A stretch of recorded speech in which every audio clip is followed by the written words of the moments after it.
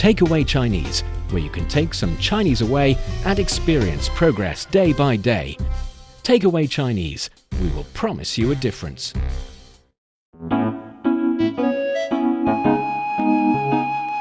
你好，欢迎收听随行汉语 Welcome to Takeaway Chinese. I'm Niu Honglin with Steve Hatherley in the studio. Hi, Steve. Hi, once again. Thanks for having me back. Great to have you. And here's my favorite question. What did you learn when you were not on Takeaway Chinese? A lot of what I've learned recently has been related to delivery.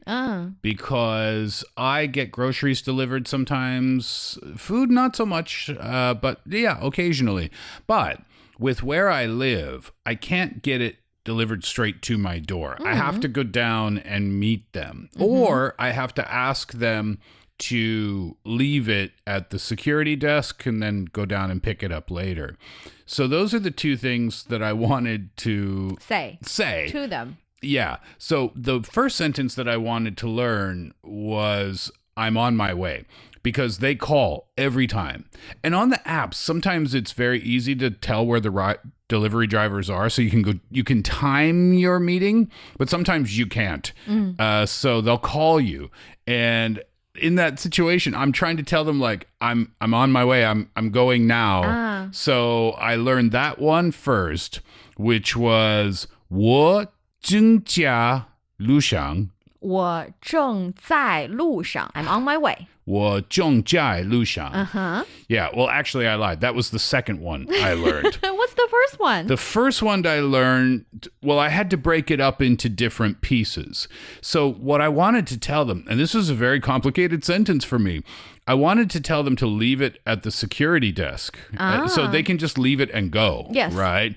But then I realized I don't know how to say leave it. I don't know how to say security desk, so I'm going to get stuck. So I learned that security desk is 保安处. 保安处. 保安处.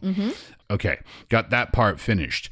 Then the first part, 把它, is leave it. Is it. 把 is a sentence structure, moving the object in the beginning. So the noun after 把 is the object of the sentence. So you're doing something to the thing that you're talking about. And it's so significant, you want to move it in the beginning of the sentence. And you use 把 as a signifying word, saying that, oh, I am stressing the item here. And the item is after 把. So 把它, you're actually saying this thing. I want this thing being left at 保安处. Oh, so 把它 is not to leave it. No. Oh, is 留在. Leave it. 留在 is leave it. Yes. Okay. So 把它 is like the thing that I'm talking about right here. It is the thing. What I want to do with the thing, 留, that's to leave. 在 at 保安处, the place.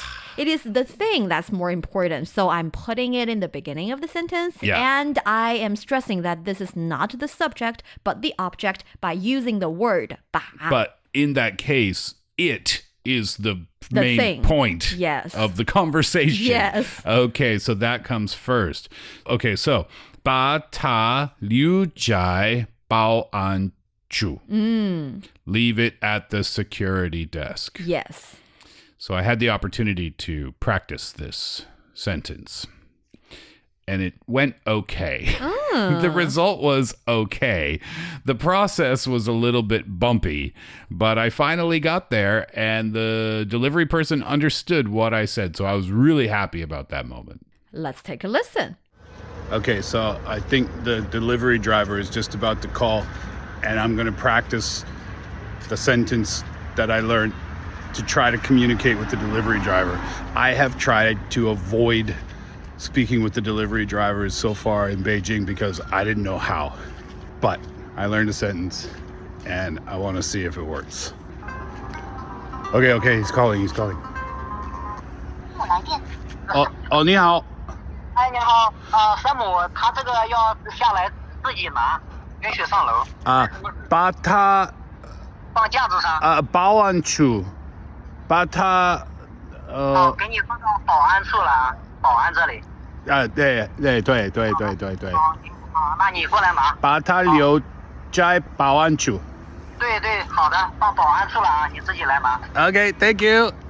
OK。You did well. Like I said, the process was a little bit bumpy. It was, it was really funny.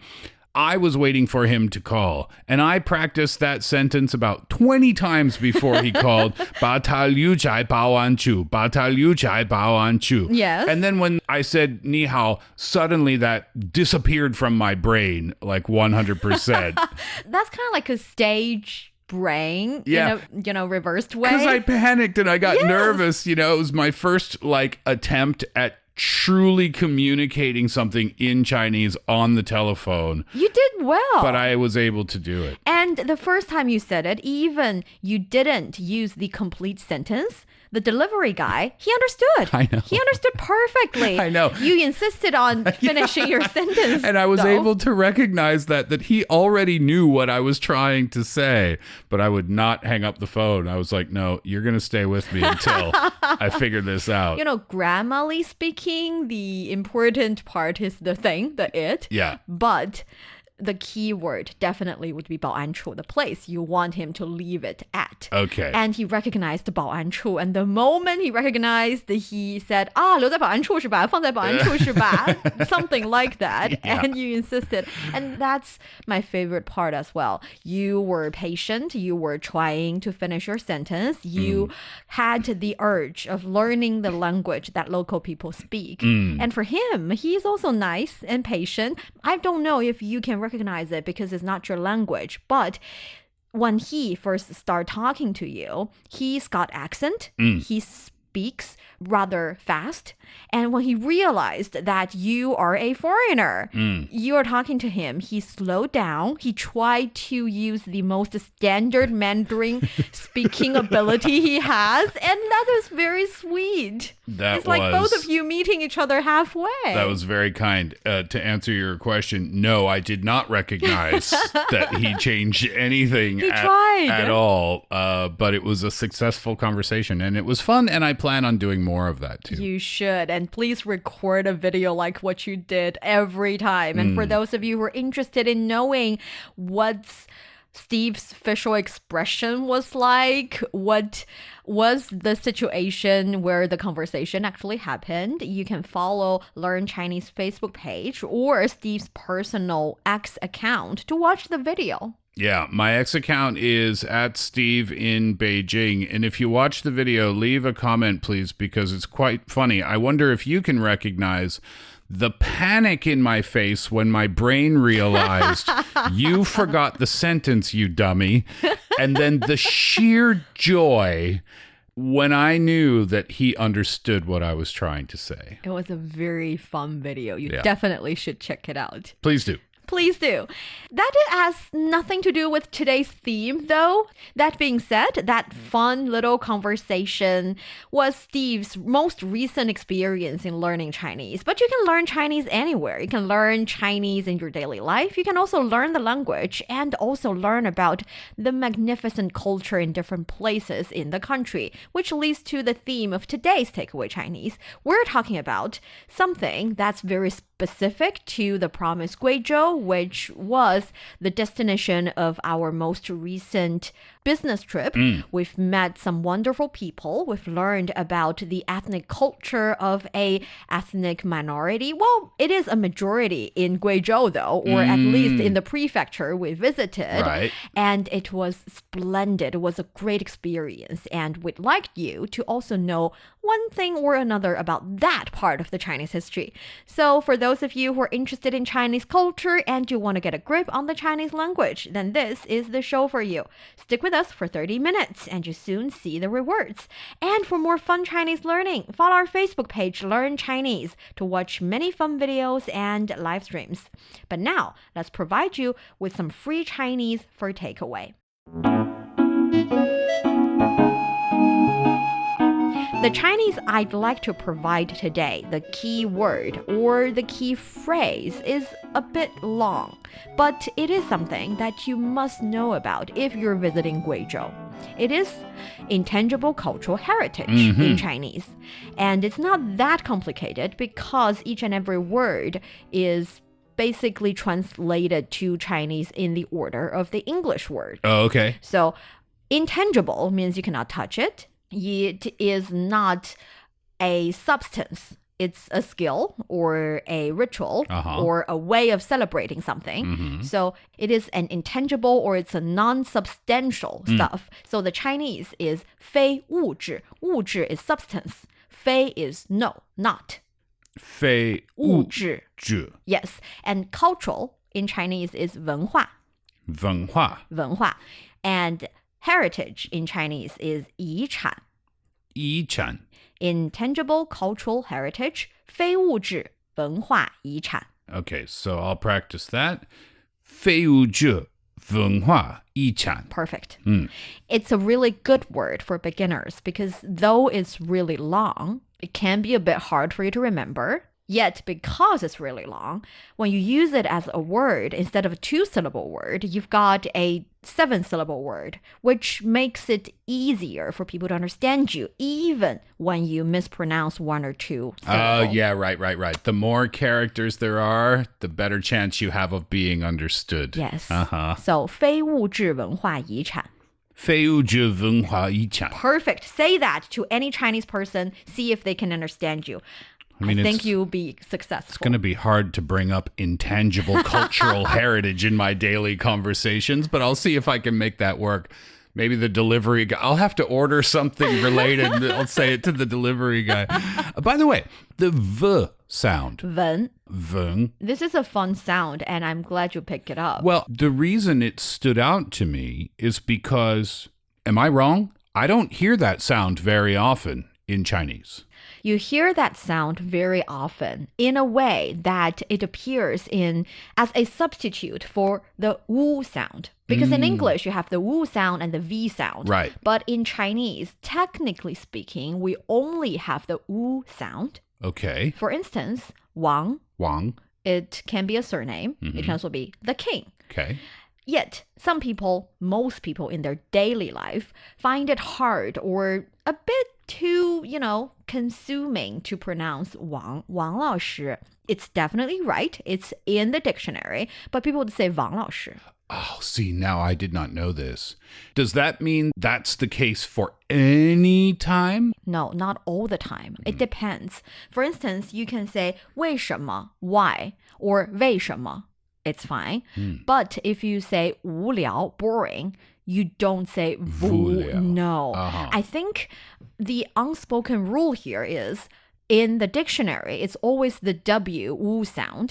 Yet, for the sake of making it easier when people are speaking, because we can speak really fast when we're speaking Chinese, it's the same thing in English. You omit certain sounds and you find the easier way. Yep. It's the same in Chinese. Because if you think about it, Wang and Wang is easier to say. Even though they're a little distinct, they're not that far. You're not changing the sound that much, actually. No. Yet, 无聊, it's easy to say, but 无, it's a hard to pronounce sound. So people are taking the shortcut. It's like when you're pairing the U sound with the U and the W sound with the U sound, it's easier. My tip then for learning would be learn how it's said in the dictionary first. Sure. And then case by case, you can learn where the V can replace the W sound. That is a good tip. Yeah, right. That's cool, though. I didn't know that. Okay, so let me practice that. Sorry, just one last time before we move on. Intangible cultural heritage is 非物质文化遗产. Yes, definitely. You can also say 非物质文化遗产 works as well. And here, the reason we're bringing it up is that in Guizhou, there are just so many different types of intangible cultural heritage. There are intangible cultural heritage items. There are special skills. There are beautiful sites which are actually tangible cultural heritage or tangible nature heritage. It's a place full of different heritages. There's lots of heritage going on there. A lot. And I had a really great time visiting the place, and I cannot wait to share those precious items, skills, cultures, and even history and stories that I learned there. We talked about China being a multi-ethnic country. We have 56 different ethnic groups, but the Han people being the majority of the population. Over 90%? Over 90%. Yet, it's not the situation in all of the places. For instance, when we visited Guizhou Province, we went to the Qiandongnan, Miao, and Dong autonomous prefecture. Okay. And Miao, Dong here, these two Chinese characters, they are short for the Miaozu and Dongzu. So the Miao people and the Dong people. And they account for the majority of the population in the prefecture. So they are the majorities in that area. Right. As a Han person, I get to be the minority ones for a change. It was fun. And I learned about their cultures, and it's splendid. So what do you want to share with us then? The first thing I want to share is about the Miao people's silversmith and their silverware and their silver beautiful headset decoration on their clothing. It's so pretty. So they decorate themselves in silver. So does that mean like rings and earrings and watches and necklaces and those types of accessories? And then included would, of course, be their headwear as well? I'm not really sure if Miao people from hundreds of years ago have watches, but the other accessories you I mean, like the mentioned- modern Miao. If you have a chance to take a look at the entire sets, definitely there are earrings, there are huge, beautiful, heavy and loud, noisy headset, because they have that little accessories, each and every one clicking with each other. Oh, like they're hanging off the headsets? They're hanging off the headsets, and they create a beautiful yet really noisy sound if you're wearing it and doing a podcast, which was something that we did when we were there. And there are the necklace, really big and long and heavy ones, and bracelets, I think so. So all these, they would say that for a Miao women in previous days, in ancient days, they'd like to wear the entire family wealth on their body. It was like a status symbol? Yes, it's saying I am well off, I'm living a pretty good life, and I'd like to keep it that way. And I want you to know that as well. Yes, that was the situation. And in modern days, for the sake of moving around without being so loud and feeling, ooh, my clothes is heavy all the time, these are definitely just for ceremonial cases. And that is why they don't have a lot of silver watches, to answer your previous question. Thank you. Yet, it's really splendid, and it is something that you feel like you can admire. And by the way, do you know that the Chinese character for silver is yin? Yin? Yes, and accessories would be 饰品 or 饰物. So together it's 银饰. Yin shi. Yes. So silver accessories. Silver accessories. And for a silversmith, you can call them a 银匠. Yin jiang. 匠. So 匠人 is the craftsman. A craftsmanship would be 工匠精神. So 工 is like work. So 工匠 would be the craftsman. If you want to be specific, 银匠 is a silversmith, a silver craftsman. And 木匠 is a craftsman working on wood. And also blacksmith would be 铁匠. Did you get to visit any of these? I did. Yeah? I even tried a little bit of silversmith. It's really hard. How do you do it? There are different techniques. There are over 50 different techniques in silversmith menu book, I guess. Okay. And also engrave it in different ways, and you can put different patterns on it, decorate it with your own will, your own wish.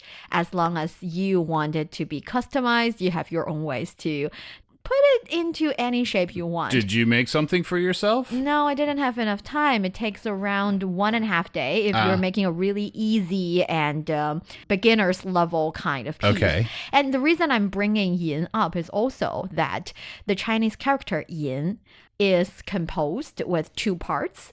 Originally, the left part is a metal and the right part is an eye. So the idea is that a metal that catches your eyes would be a metal that is precious. It's shiny. Okay. It's silver. Lovely, isn't it? Yeah, right. The shiny, attractive metal. Yes, and that's yin.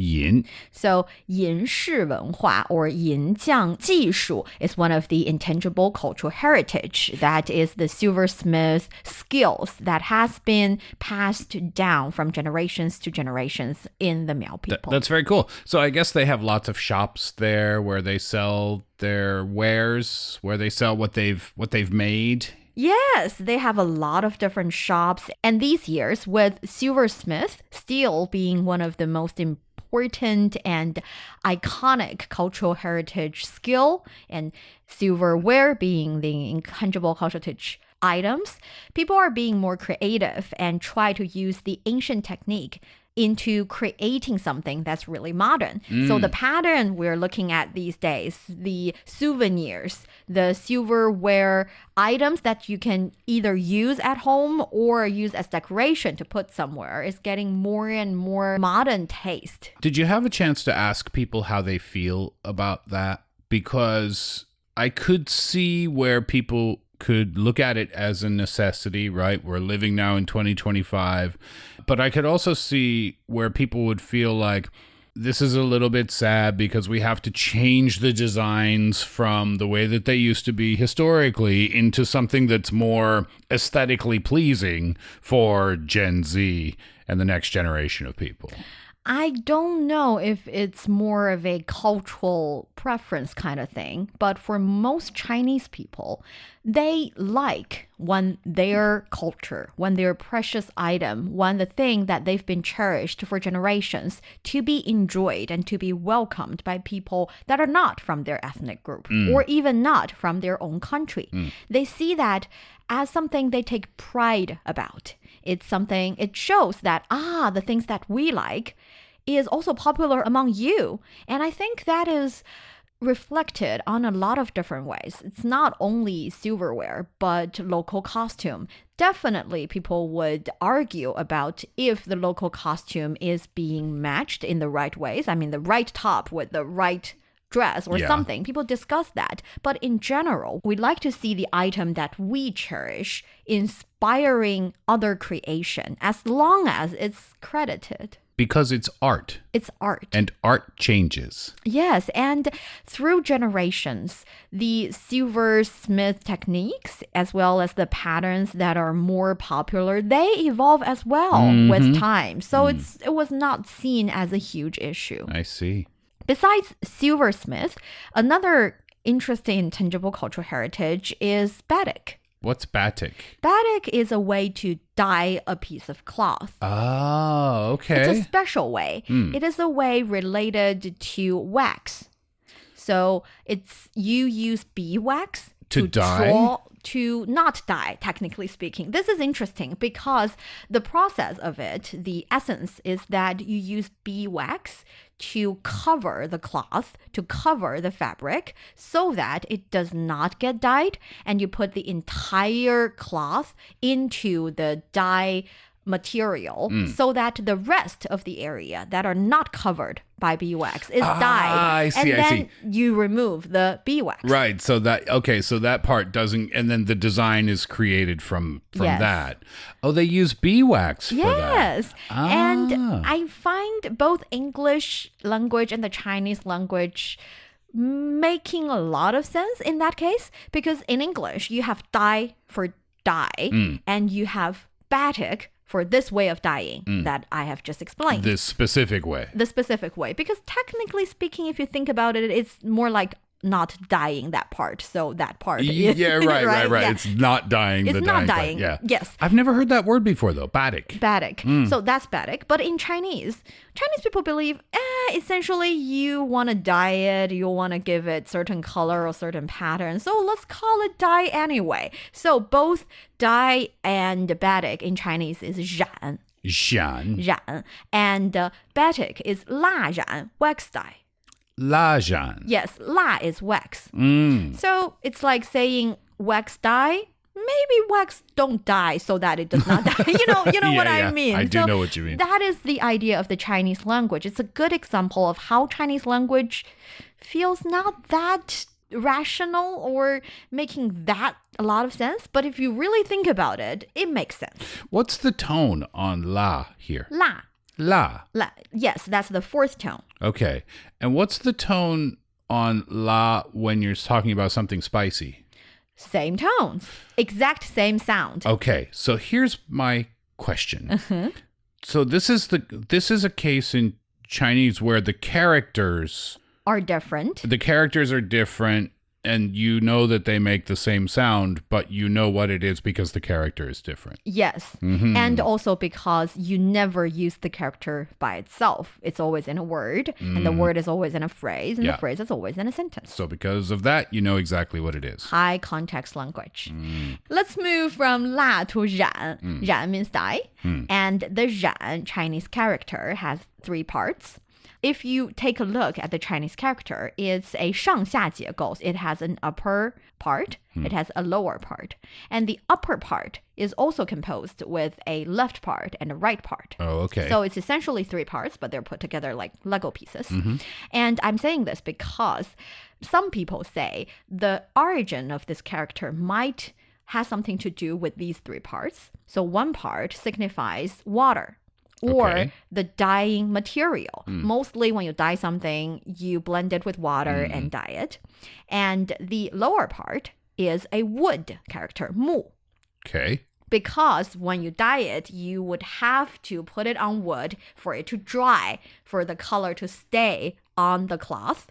Water, wood. And the what's the third remaining part? is the number 9, but the Chinese character for the number 9. Okay, why? People say it's because if you really do need to dye something, you have to go through the process of putting it in water, dry it, and then putting it back in the dye material and dry it, dye fluid and 9 dry times? it 9 times.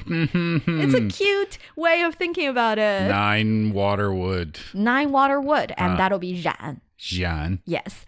And the batik experience I had in Guizhou Province was also quite splendid. It's really fun, and it's really hard to use the beeswax to draw on a cloth. It has to be the right amount, so the beeswax would penetrate the fabric, yet it's not too much, because it won't go to other areas where you do not want it to be dyed. How do they do that? They then? use a little tool that is kind of like a knife. Like a V shape? Like a V shape. So the V shape metal or the V shape little tool can carry a little bit of wax, and you can use it to create lines and create patterns. Yet you can also meticulously control the amount of beeswax that you use if you are really good at it. When they put it onto the material, the beeswax is in liquid form? Yes. You need to melt it first. I see. It's hard for me. I tried a little bit and I failed because I got it everywhere. And I know that piece of clothing would not be pretty if I put it in. You didn't fail. It's liquid. It's artistic. You were expressing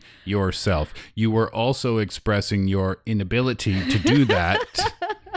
You're right. You're But, right. Yeah, you should. I mean, did they say, oh, you can keep this one? Or it takes a long time too, I guess. Oh, you said 9 times, yeah, before it's finished. It's fine because the dyeing process would take a bit longer, which is why we only finish the drawing process, and there will be professionals helping you with the dyeing process. But what I saw was that the traditional Miao people and also those who are really good, the inheritors, those who are really good at these, they can draw with the special tool so well. And they do not need patterns. They do not need to draw on it with a pencil first. They can just... Oh, they can just do with the hot beeswax. Yes, they can just draw that easy and that good. And also the lines can be so thin. The patterns can be so tidy and exquisite. And 蜡染, something I think we should all experience. It will teach you the beauty of being patient, the beauty of practicing enough times, and making you an artist. They are artists. They are definitely Don't mistake artists. that, right? They are definitely artists. They've been doing that for a long time. I haven't even seen what the result looks like. I'm curious to know. I'll search it later. Yes, it's very beautiful. They can draw phoenix with each and every feather. Very clear, very beautiful. Wow, Yes. that's very intricate then, the details. Very intricate.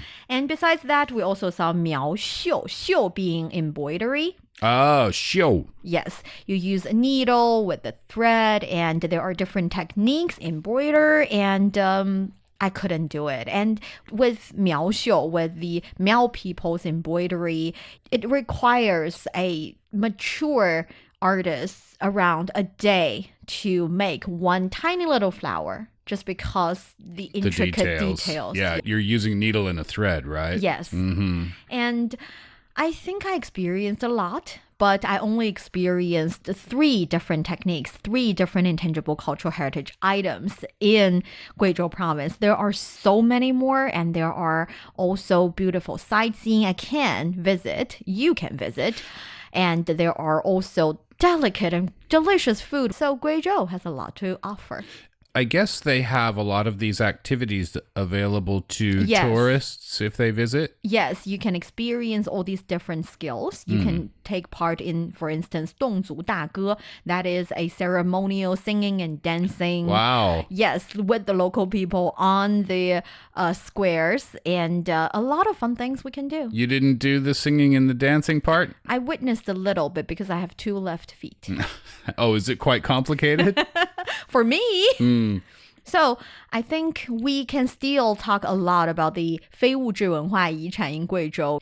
Like I said, Guizhou has a lot to share, and hopefully after today's Takeaway Chinese, you would fall in love with this beautiful province, or maybe we planted a little seed in your heart. So next time when you visit China, it could be on your destination list. It sounds like if you visit Guizhou, you can spend a good few days there at least, eating lots of great things and experiencing lots of great cultural activities. Yes. And that brings us to the end of today's Takeaway Chinese. I'm Niu Honglin with Steve here in the studio. For more episodes of the show, you can visit our website at radio.chtn.com and go to the column podcast. You can also listen to the show and read the script there. Find us wherever you listen to your favorite podcast. Just search for Takeaway Chinese. Don't forget to leave your questions, comments, and ratings. 感谢收听，我们下次再见。Bye bye. See you soon.